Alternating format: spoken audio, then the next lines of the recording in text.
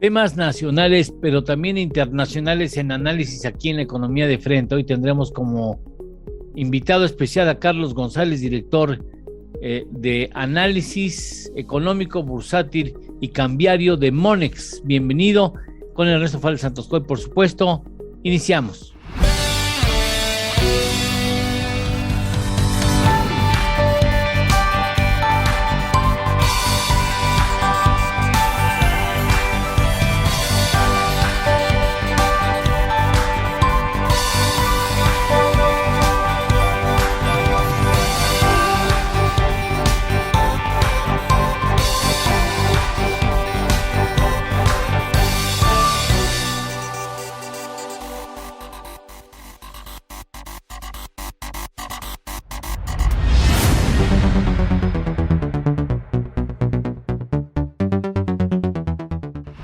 Primero que nada, muchas gracias. Bienvenido, Carlos González, estar aquí en esta tu casa. Muchas gracias por acompañarnos. ¿Qué tal, Eduardo, Ernesto? Buenas noches al auditorio. Y por supuesto, Ernesto Fadel Santoscoy, titular de este programa. Gracias, Ernesto, ¿cómo estás?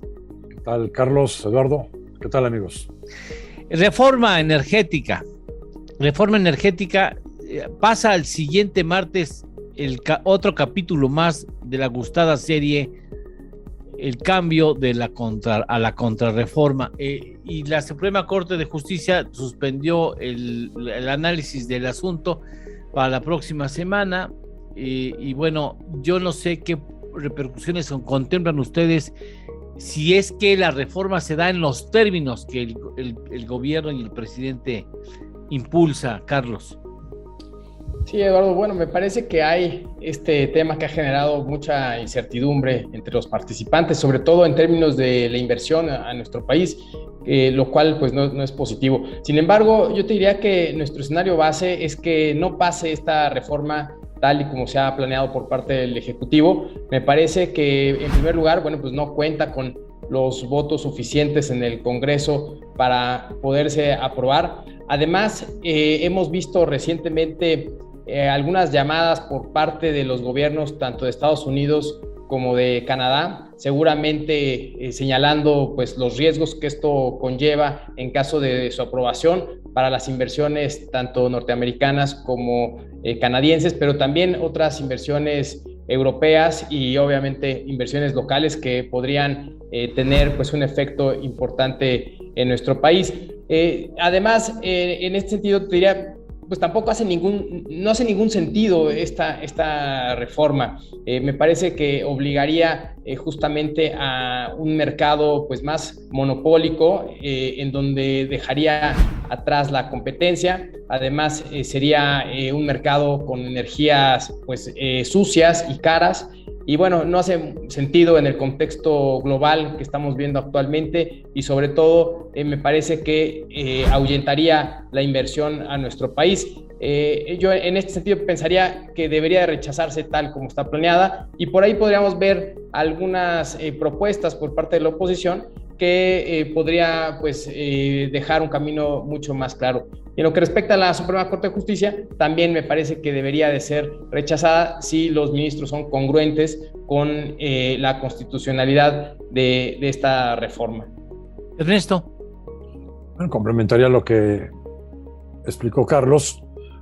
Sí, esta semana tuvimos una posibilidad, ¿no?, de que la Suprema Corte de Justicia pues viera esta reforma del Ejecutivo para el sector de energía eléctrica como constitucional, ¿no? O sea, que la Corte opinara que sí está de acuerdo con la Constitución.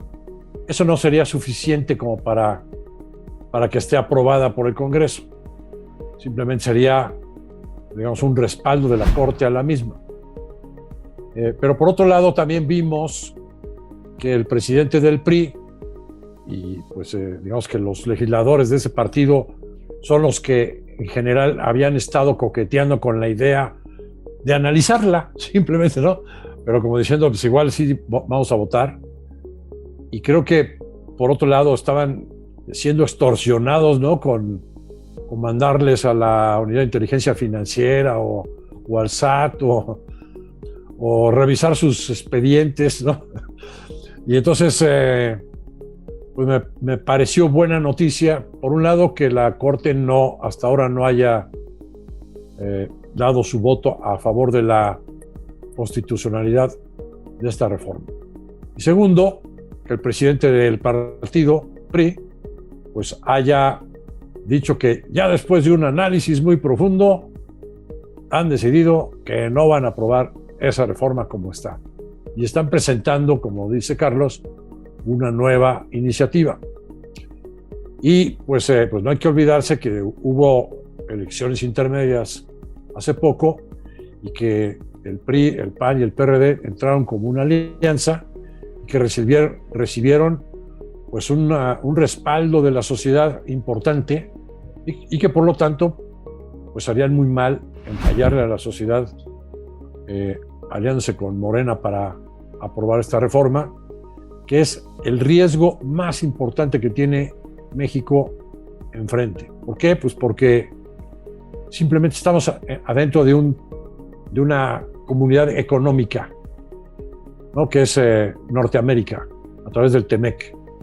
Y ese mismo instrumento del TEMEC nos pide que tengamos una mayor integración de partes, por ejemplo, automotrices, fabricadas adentro del país, adentro de la región. Y en sí todo el TEMEC es una mayor integración. Pero si no tenemos energías limpias, nos van a expulsar del TEMEC, del mercado norteamericano, Canadá y Estados Unidos. ¿Por qué? Pues porque en todo el mundo ha hecho conciencia del daño ambiental que hemos hecho durante décadas, y las empresas globales, tanto americanas como europeas como mexicanas, tienen compromisos de cumplir 0 emisiones netas de gas efecto invernadero para el 2030. Si no se puede cumplir eso produciendo en México, se van a ir a producirlo a Guatemala y a cualquier otro lado. Y adicionalmente va a haber impuestos ecológicos. Entonces, la empresa que no produzca con energías limpias pues va a tener ese impuesto que lo va a sacar de mercado. Sea General Motors, que ya advirtió que se va a ir del país si se aprueba esta reforma, o alguna otra empresa mexicana, la que sea, que tiene que exportar, pues es lo grave del asunto. Pues sí, vienen consecuencias, podrían venir consecuencias irreversibles para la economía mexicana, de las que no vale la pena hablar para que, digo, si no está consolidado este cambio, pues más vale en todo caso esperarnos a que... Como decías tú en otro espacio, pues México puede ser una potencia económica en generación de energía eólica y energía solar, ¿no? Y más bien deberíamos estar enfocados en México a convertirnos en líderes generadores de energías limpias, porque tenemos las posibilidades de lograrlo. Y no, estamos empeñados en los hidrocarburos, en energías contaminantes. Pues sí, bueno, si fuera una película, ya estaría dentro de los clásicos de Netflix desde los años 80. Pero bueno, esa película ya la hemos visto y sabemos el final de esa película, pero bueno, no vamos a hablar en este momento más de ella, sino vamos a ir a una pausa y después vamos a hablar de que nos expliquen cómo es posible que las cosas estén tan difíciles en la economía mundial y las bolsas estén tan campantes como el del whisky. Regresamos.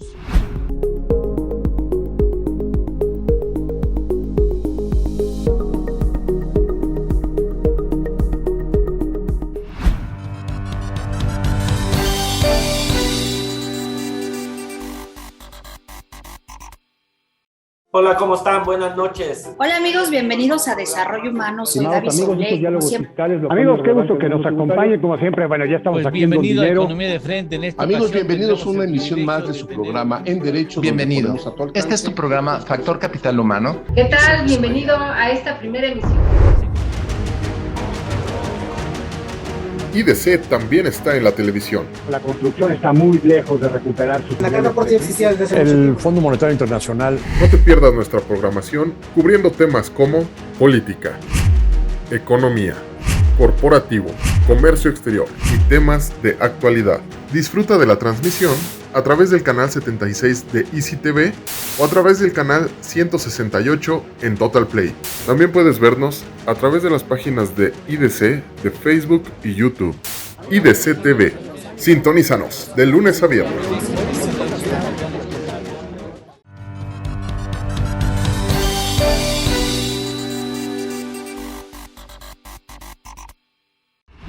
A ver, platícanos, Carlos, explícanos, ¿cómo es posible que una crisis financiera o, bueno, una crisis inflacionaria, se espera un mayor incremento en los costos de los alimentos, normalización de las políticas monetarias y las bolsas están como si estuvieran en otro mundo? Sí, Eduardo, efectivamente en nuestro mercado accionario hemos visto recientemente máximos históricos. El IPC se ha ubicado en días recientes arriba de los 56,000 puntos.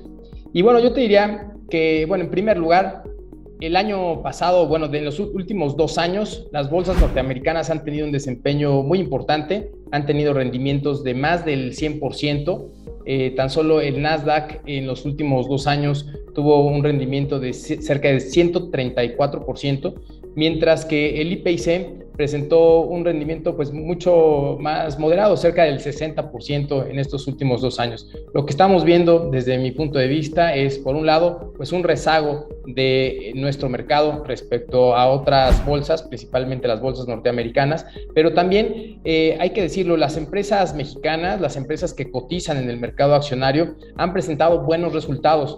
Tan solo el año pasado, en 2021, presentaron un crecimiento a nivel operativo y de EBITDA cercano al 20%, y esto ha provocado pues un abaratamiento importante en sus múltiplos. Estas razones en las cuales los analistas vemos qué tan caro o tan barato está nuestro mercado, bueno, pues las valuaciones hoy en día están aproximadamente cerca de los mínimos de los últimos 3 años. Esto hace que nuestro mercado tenga o se vea atractivo y tenga potencial hacia adelante. Sin embargo, también es cierto que viene un contexto en donde la inflación elevada y la posibilidad de mayores alzas en las tasas de interés a nivel global y particularmente en nuestro país podría hacer que en los siguientes días se modere este incremento que hemos visto recientemente.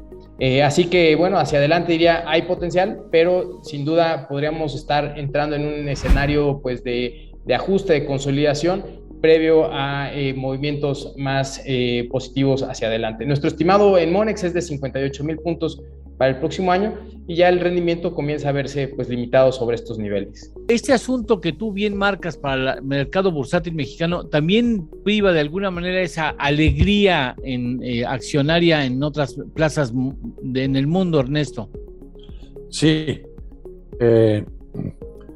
sí, la verdad es que en la medida en que la Reserva Federal empezó a anunciar que ya iba a incrementar sus tasas y que ya dejó de crear dólares y que incluso ya va a empezar a recoger dólares, pues en esa medida todo el mundo esperaba que se le acababa la cuerda a los mercados accionarios, y no.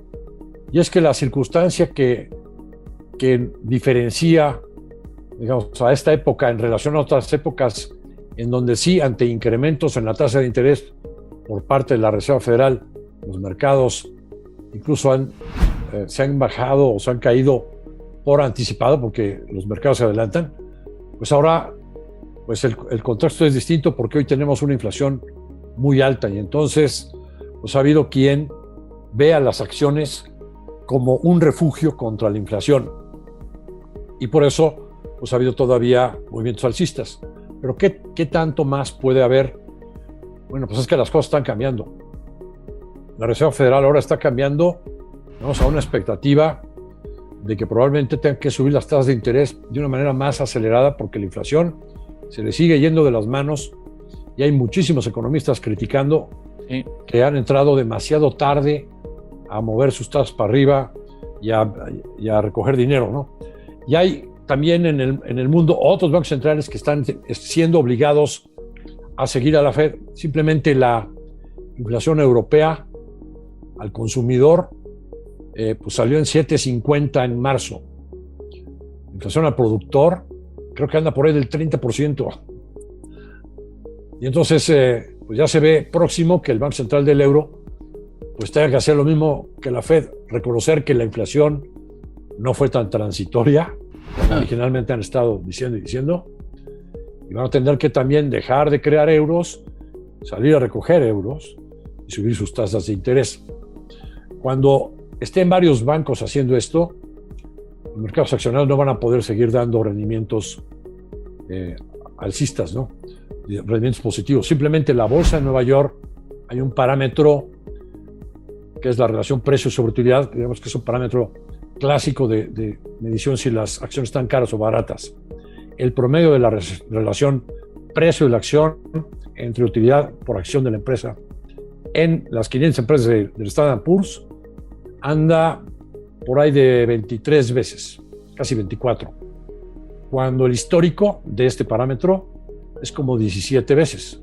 Entonces, ahí se detecta una sobrevaluación en relación a este parámetro como del 30%. Solo se justificaría si la economía de Estados Unidos estuviera creciendo muy fuerte en los siguientes años y las tasas de interés no subieran. Pero pues hay muchos que están advirtiendo que se puede venir una recesión para el año 24, ¿no? Ahora, si vemos el tipo de cambio, otra vez 19.70, 19.80, bueno, parece que los mercados mexicanos están descontando otro escenario muy distinto al que vemos los mexicanos, ¿no? Están viendo otra película, hablando. Otra película. Sí, están viendo otra Pero película. Tiene mucho que ver con la economía exportadora, ¿eh? Y con que el Banco de México ha subido la tasa quizás demasiado, ¿no? O sea, ya es tan bueno el premio en pesos que vuelves a ver el tipo de cambio bajando. Bueno, pues vamos a una pausa. Luego de la pausa abordaremos el asunto de los precriterios de política económica para el 2023, que hace algunos ajustes al 2024 y en donde sigue privando un optimismo exacerbado de la autoridad porque piensa que es posible que la economía crezca 3.4%, cosa que, pues, excepto la Secretaría de Hacienda, nadie más lo cree. Regresamos.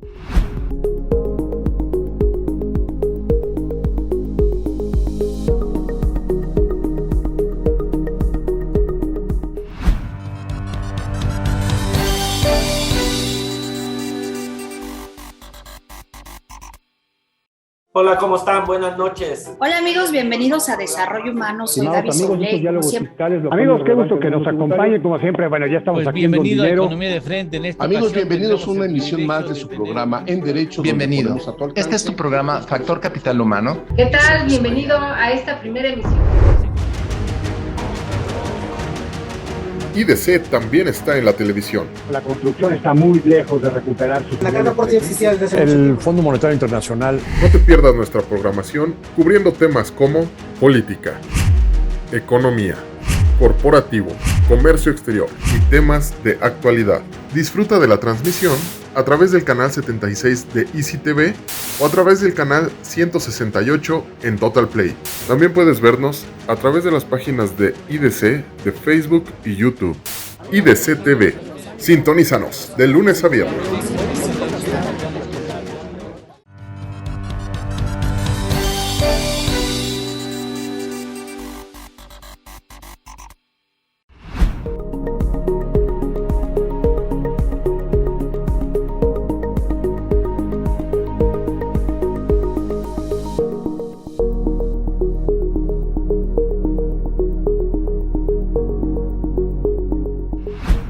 ¿Tú ves, Carlos, a la economía mexicana creciendo 3.4% este año?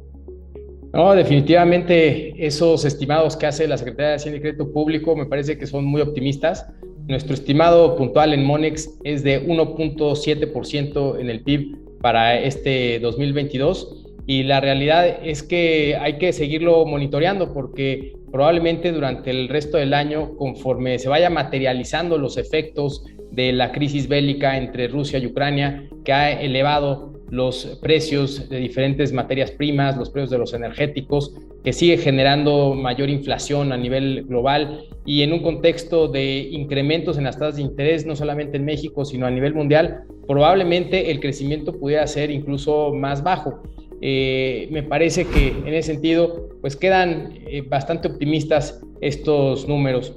Adicionalmente, te diría, Eduardo, que también en términos de ingresos para las finanzas públicas, nos parece que también queda un tanto optimista, porque si tomamos en cuenta que el crecimiento pues no será del 3.4%, que habrá un menor ritmo de crecimiento, pues con ello habrá menores ingresos para el gobierno. Y si consideramos también pues este entorno de una menor producción de petróleo, pues no nos vemos tan beneficiados con los incrementos recientes en las cotizaciones, aunado a lo que decíamos, pues un incremento en las tasas de interés que sin duda también afectará pues a los ingresos públicos al tener que destinar mayores recursos al pago de la deuda. Entonces, en general, nos parece que son un tanto optimistas. Todavía me parecen que en términos de finanzas públicas podrían mantenerse relativamente estables para este año, pero hacia adelante cada vez comienza a verse mucho más complicado y no vemos los incentivos o los catalizadores para atraer la inversión, para generar empleos y por lo tanto para ver pues un crecimiento mayor para nuestro país. Ernesto. Bien, a finales del año pasado habíamos dos pronosticadores, dos entidades que estábamos viendo 1.9% de crecimiento para la economía, y el más optimista era la Secretaría de Hacienda con un 4.2, ¿no? Y en base a eso se calculó el presupuesto, etc. Bueno, ahora hace una revisión y entonces dice que el rango de crecimiento ahora está entre 1.4 y 3.4. Bueno, el puntual, dirían los economistas, o sea, lo que está en medio, debería ser un crecimiento del 2.4, pero no. Extrañamente, dice que la economía va a crecer en donde está el máximo del rango, 3.4. Pero es su papel, ¿no? Me parece que lo está haciendo así para evitar tener que hacer un recorte desde ahora en el gasto. Porque pónganse nada más en los zapatos del secretario de Hacienda. A ver, el presidente quiere seguir con su gasto de dádivas al por mayor. Quiere seguir con la inversión en sus proyectos icónicos. No quiere que suba el precio de la gasolina. Oye, pero ya el petróleo se subió a arriba de $100 y todas las gasolinas ya subieron. No, que no suba el precio de la gasolina. Y entonces hay que sacrificar fiscalmente pues el IEPS, ¿no? Y si en el pasado alguna vez se recibieron 300,000 millones de pesos, pues ahora no se va a recibir un quinto. Es más, va a tener que haber un sacrificio fiscal pues de más de 300,000 millones de pesos, de cerca de 500,000 millones de pesos, para mantener los precios de la gasolina y de la energía eléctrica bajos. Adicionalmente, tampoco le dejan incrementar impuestos. Entonces, sí, no le dejan otra, señor, que hacer recorte en el gasto. Claro. Pero no lo puede hacer así nomás y rápido, porque entonces genera más caída de la actividad económica y menos recaudación. Sí. Entonces el señor lo sabe, y entonces me parece, porque no lo puedo asegurar, me parece que por eso dice, no, nada más vamos a crecer al 3.4 y por lo pronto no voy a hacer tanto recorte de gasto. Sí. Pero para adelante sí lo voy a tener que hacer. O sea, las elecciones, ¿no? Es el papel del gobierno, ser optimista, mandar esa señal de confianza, aunque nadie la cree posible, pero pues eso es su papel, ¿no? Tener que defender sus perspectivas, Carlos. Sí, Eduardo, lo malo es que eventualmente llegará la realidad, sí, ¿no? Y tendrá que hacer ajuste en el gasto, y esto tiene implicaciones también, porque siempre es doloroso ver recortes al gasto, recortes en algunos proyectos, en presupuestos, o bien tendremos que recurrir a un eventual incremento en impuestos o incremento en la deuda, y esto pues no es una buena medida, cualquiera de ellas. Así que me parece que en este contexto pues sí resulta difícil aceptar un crecimiento de esta magnitud, porque genera incluso pues, más incertidumbre entre los participantes al no saber por dónde eventualmente llegará este recorte al gasto. ¿Qué otro elemento te parece importante destacar, Ernesto, de los precriterios? Que precisamente que el presidente no quiere que haya más deuda ni quiere más impuestos. Entonces no queda más que recortar el gasto, y pues va a tener que ser más draconiano el gasto en la segunda mitad del año, Y me parece que los que más van a sufrir son los gobiernos estatales. Sí. Y los sectores menos favorecidos y los sectores de menores ingresos. Y el sector salud, ¿no? Y el gasto de educación. Y bueno. Esa, como habíamos dicho, esas películas ya las hemos visto varias veces. Otra película que ya hemos visto, sí. Bueno, tú y yo, porque Carlos es más joven, a él se las platicaron. Sí. No te creas, Eduardo. Pero tú y yo, Ernesto, hemos tenido el privilegio de vivirlo en carne propia, Carlos. Y no es para aconsejar. Señores, se nos acabó el programa. Qué desafortunado. Fue rapidísimo el programa. Muchas gracias, Carlos, por estar en esta tu casa. Saludos allá, Monex. Al contrario, gracias a ti, Eduardo, por la invitación. Gracias, Ernesto. Que tengan buenas noches. Buenas noches a la victoria. Mi estimado Ernesto Fares Santosoy, como siempre, un placer compartir contigo los micrófonos. Muchas gracias. Igualmente a todos, que estén bien. Nosotros hasta la próxima semana, aquí en Economía de Frente.